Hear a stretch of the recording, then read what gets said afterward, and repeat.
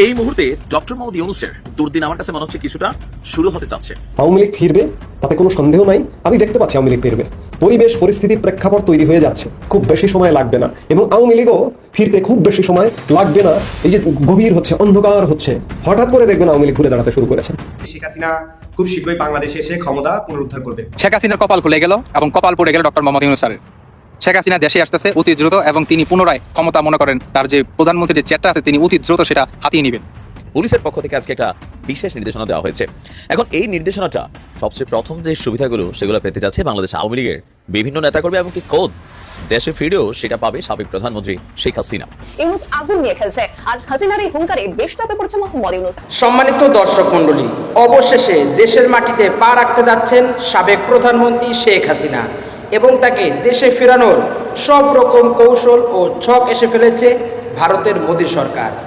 তবে কি এবার বাংলাদেশে ফিরে পুনরায় ক্ষমতা দখল করতে যাচ্ছেন সাবেক এই ফ্যাসিস্ট প্রধানমন্ত্রী? কি চলছে রাজনৈতিক অঙ্গনে জানার আছে অনেক কিছু, আর এ সংক্রান্ত রাজনৈতিক অঙ্গনের বিভিন্ন প্রকার আপডেট নিউজ নিয়ে আজকের এই ভিডিওতে থাকছে বিস্তারিত প্রতিবেদন। তাই আজকের ভিডিওটি অত্যন্ত গুরুত্বপূর্ণ হতে যাচ্ছে। এক সেকেন্ড না টেনে ধৈর্য সহকারে পুরো ভিডিওটি দেখার জন্য আহ্বান করছি।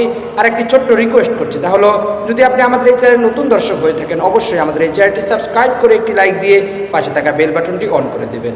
তাই আর কথা নয়, চলুন সরাসরি আমরা ভিডিওতে চলে যাই।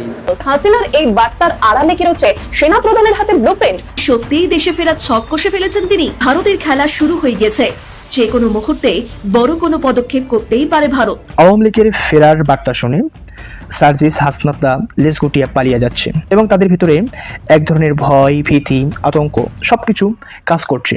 জাতীয় নাগরিক পার্টি এই দলটাকে কমিটি পার্টি হিসাবে খেতাব দেওয়া হয়েছে, আর এই খেতাব কে দিছে? তাসলিম খলিল। হঠাৎ করে কেন জাতীয় নাগরিক পার্টিকে তিনি কমিটি পার্টি আখ্যা দিলেন? তিনি বেশ কিছু যুক্তি তুলে ধরেছেন। বঙ্গবন্ধু সৈনিকদের জন্য খুব খুশি খবর আছে। সেটা হচ্ছে আমাদের হাসনাত সার্জিস সহ এই উপদেষ্টা এবং সমন্বয়ক, তারা 43 জন আমেরিকার ভিসা পেয়ে গেছেন, এবং আরো 400 জনেরও বেশি পৃথিবীর বিভিন্ন দেশের ভিসা পেয়ে রেডি করে ফেলেছে। কারণ তারা গোয়েন্দা রিপোর্ট জানে যে শেখ হাসিনা খুব শীঘ্রই বাংলাদেশে এসে ক্ষমতা পুনরুদ্ধার করবে। তারা এখন সবাই আতঙ্কিত হয়ে গেছে। গত কিছুদিন ধরে আপনারা দেখছেন যে সমন্বয়ক এবং উপদেষ্টারা অনেক বেশি আতঙ্কিত হয়ে গেছে। কারণ হচ্ছে এই উপদেষ্টারা আসিফ নজরুল, বেহায়া নজরুল, মীর জাফর নজরুল, এবং তিনি বলেছেন যে আমাদেরকে যদি এক না থাকে আমাদের সবাইকে মরতে হবে। এবং সার্জিস আলম কিছুদিন আগে বলেছিলেন, বেশ কিছুদিন আগে বলেছেন যে আগে তো আমাদের উল্টো করে ঝুলানো হতো, এখন আমাদেরকে আগে তো আমাদের সোজা করে ঝুলানো হতো, এখন আমাদের উল্টো করে ঝুলানো হবে। এখন এই হয়তো 2-3 দিন আগে সে বলতেছে, কান্না করে বলতেছে যে কজন কে আওয়ামী লীগ সরকার আসলে যে কজনকে জবা করতো তার মধ্যে আমি একজন। তো এবং বিপিনুরের দলের একটা নেতা সেও বলেছে যে আমাদেরকে ধরে তো কোপাবে, ঝুলাবে। হ্যাঁ, তোমাদেরকে ঝুলানো হবে। তোমরা রাষ্ট্রদ্রোহী, তোমরা সংবিধান লঙ্ঘন করেছো, তোমরা রাষ্ট্রের অনেক বড় ক্ষতি করেছো। তোমরা একটা গণতান্ত্রিক প্রক্রিয়া নির্বাচিত প্রধানমন্ত্রীকে তোমরা ষড়যন্ত্রের মাধ্যমে তোমরা ক্ষমতা জবরদখল করেছো, এবং তোমরা মেট্রো রেলে আগুন দিয়েছো, তোমরা দেশের সম্পদ নষ্ট করেছো, তোমরা 3204 জন পুলিশ হত্যা করেছো, তোমরা ছাত্রদেরকে হত্যা করে তোমরা সরকারের বিরুদ্ধে খেপিয়ে তুলেছো জনগণকে। এর দায়ভার তোমাদের নিতে হবে। আজকে দেশের যে কত বড় ক্ষতি হয়েছে, শেয়ার বাজারে প্রায় 2.5 লাখ কোটি টাকার বেশি গত 3 মাসে দরপতন হয়েছে, এবং $12 বিলিয়ন পাচার হয়েছে গত 3 মাসে। এগুলার রেসপন্সিবিলিটি তোমাদের। এবং আমি বঙ্গবন্ধু সৈনিকদের বলবো যে আপনারা বিমানবন্দর থেকে শুরু করে সব জায়গায় টহল বসাবেন, এবং বিশেষ করে বিমানবন্দরে যারা কর্মরত আছেন আপনাদের প্রতি রিকোয়েস্ট থাকবে, আপনারা সতর্ক থাকবেন। এই মির্জাফরদের কেউ যাতে বাংলাদেশ ত্যাগ না করতে পারবে, কারণ বাংলাদেশের আদালতে তাদের বিচার করা হবে। তারা রাষ্ট্রদ্রোহী, তারা দেশের শত্রু, এবং তারা রিসেট বাটন চাপ দিয়ে বাংলাদেশের 30 লক্ষ শহীদদের ইতিহাস মুছে দিতে চেয়েছে। এরা রাষ্ট্রদ্রোহী, এরা স্বাধীনতা বিরোধী শক্তি, এরা রাজাকারের বীজ। এদের ধরতে হবে। একটা রাজাকারের বাচ্চা বাংলাদেশ থেকে যাতে পালাতে না পারে। সবাই সজাগ থাকবেন। তো এই যে এতদিন লাফাচ্ছিলা, এখন কেন কান্না করতেছ? হুঙ্কার দিয়ে কথা বলতা সার্জিস আলম, খুব হুঙ্কার, এখন কান্না আসে কেন? এত সহজে ভয় ঢুকে গেল? শুরুতেই তারা বিএনপি যখন তাদের পিছন থেকে সরে যাবে, বিএনপি শুরু প্রথম 1-1.5 মাস তাদের সাথে ছিল। কারণ বিএনপি ভেবেছিল যে তারা নির্বাচন আলোচনা করে নাকি 1 বছরের মধ্যে দেখি নির্বাচন দেয় কিনা। আমি জানি তারা দিবে না, তারা 6 বছরের প্ল্যান করে, তারপরে আবার বলবে যে আরো 6 বছর লাগবে সংস্কার করতে। আজ পর্যন্ত কোনো সংস্কার হয়েছে? কোনো পুলিশের সংস্কার হয়েছে? কোনো আইনের কোনো সংস্কার হয়েছে দেশের? হয়নি। হয়েছে কি? আওয়ামী লীগ নিষিদ্ধ।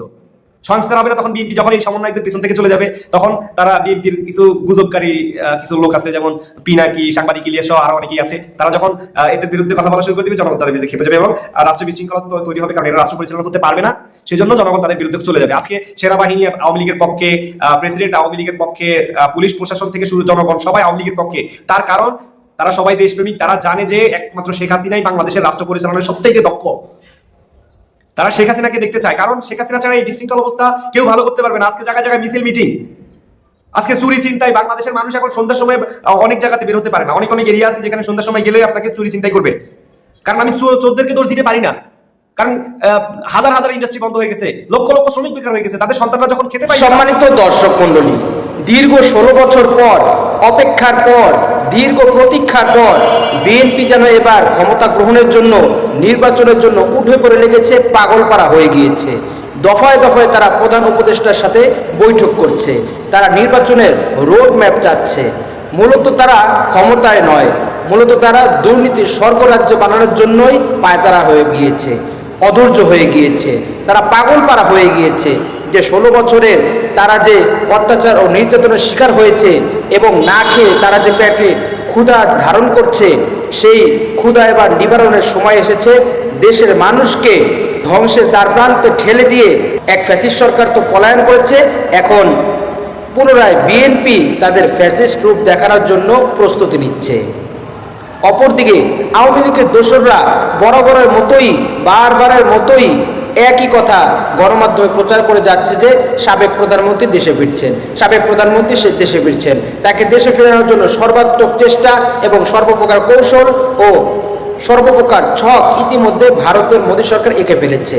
মোদী সরকার চাচ্ছে সশরীরে সহি সালামতে কোনো প্রকার একটি ফুলের টোকার মতো যাতে একটি টোকা না লাগে শেখ হাসিনার গায়ে, একদম নিরাপদে বাংলাদেশে তাকে ফেরত দিয়ে তাকে পুনরায় ক্ষমতায় দখল করানো এবং ক্ষমতার আসলে তাকে পুনরায় বহাল করা, আর বাংলাদেশ থেকে সকল প্রকার ফায়দা লুটে খাওয়া। মূলত ভারত কখনোই বাংলাদেশের ভালো চায়নি এবং ভালো চাচ্ছেও না। তারা চায় শুধু লুটে পড়ে খেতে। বাংলাদেশে যা আছে সেটাকে তারা ব্যবহার করতে চায়, বাংলাদেশের মানুষকে তারা গোলাম বানিয়ে দাসত্বের স্বর্গরাজ্য বানাতে চায় আমাদের এই বাংলাদেশকে।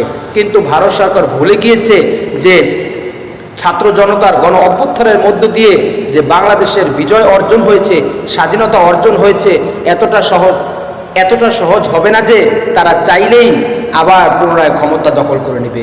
বাংলাদেশের এই 18 কোটি মানুষ ও তাওহীদি জনতা কোনোভাবেই তাদের এই চেষ্টাকে সফল হতে দিবে না, কোনোভাবেই তারা পারবে না পুনরায় ক্ষমতার গদিতে আসন করতে এবং ক্ষমতার গদি ইউনূস সরকারের কাছ থেকে কেড়ে নিতে।